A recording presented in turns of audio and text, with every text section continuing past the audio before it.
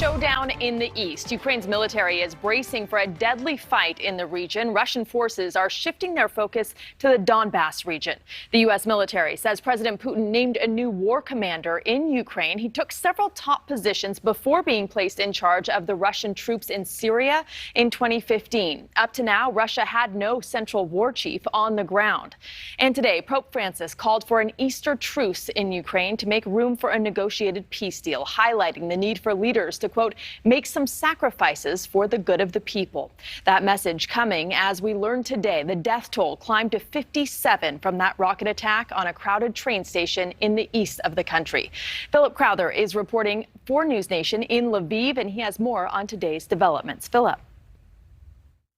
Well, there are now a lot of signs in eastern Ukraine that offensive by the Russian military that has been predicted by the Ukrainian army, but also by any other military expert you would ask, is either underway or seriously being prepared now. I'll give you a few examples of that. First of all, satellite imagery shows a very large convoy of Russian military vehicles moving southwards from next to the city of Kharkiv deeper into that Donbass region. Remember that military convoy that was outside of the capital city, Kiev?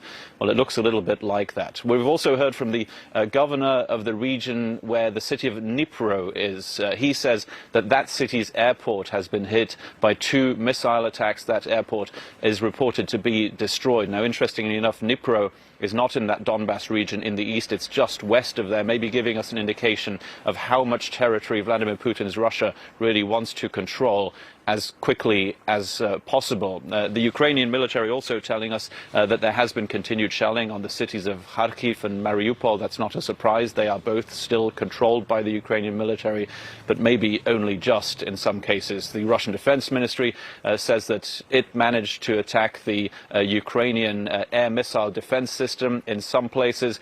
All of this shows that Russian forces are trying to penetrate deeper into Ukrainian territory. That, of course, leads to evacuations, urgent evacuations.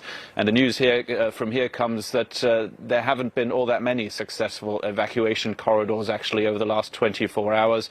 We've been told by the Ukrainian Deputy Prime Minister that some of those corridors, some of those buses that were supposed to use those corridors were actually stopped by Russian forces and were not able to get out. Still, over 200 people made it out of Mariupol over the last 24 hours. At the same time that people try to get out by road, there are also evacuation trains being put on by the Ukrainian railways. Amazingly, that's a system that still works.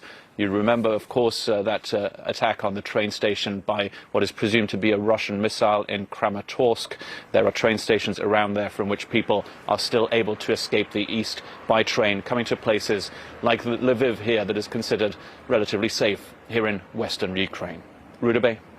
Philip Crowther in Ukraine, thank you. Thanks for watching. Click the red subscribe button below so you can get more of NewsNation's fact-driven, unbiased coverage.